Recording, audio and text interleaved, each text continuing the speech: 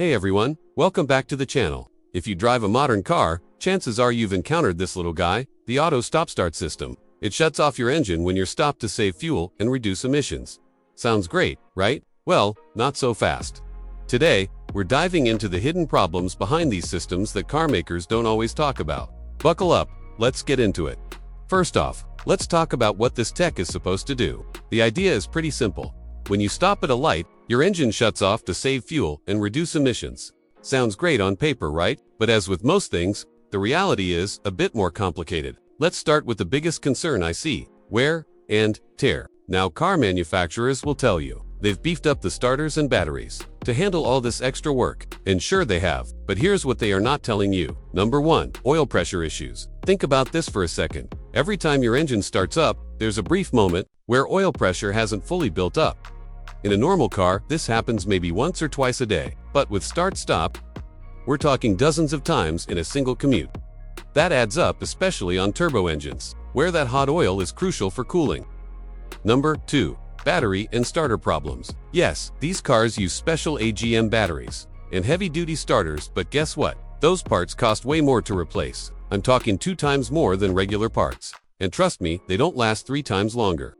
Now, let's talk about real-world issues most drivers face. First, engine restart delay. You're sitting at a light. It turns green, you hit the gas, and wait for it, finally the engine starts up. This can be particularly frustrating in heavy traffic, or when making quick turns. While modern systems have reduced this delay, older or budget vehicles may still experience noticeable lag. Second, the AC problem. Your AC compressor typically runs off the engine.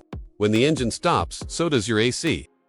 Yeah, some newer cars have electric compressors, but most don't. So you're sitting there in summer traffic, getting baked just to save a few cents on gas. Let's talk about the savings, because that's why these systems exist, right? Most studies show about a 10% fuel savings in heavy city driving.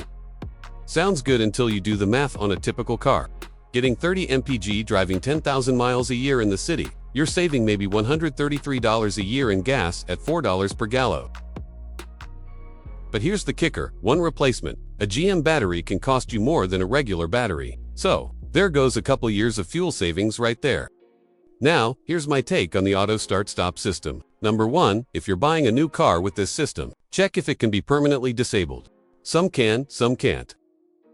Number 2, if you have a car with start-stop, be strategic in stop-and-go traffic. Maybe that's a big maybe. Leave it on quick stops or hot weather. Consider turning it off.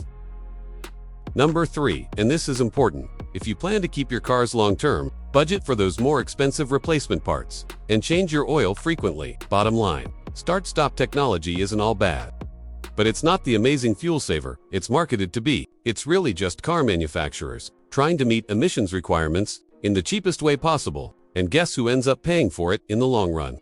Yep, you do. If you found this video helpful, be sure to like and subscribe for more car tech insights. Thanks for watching, and I'll see you in the next one.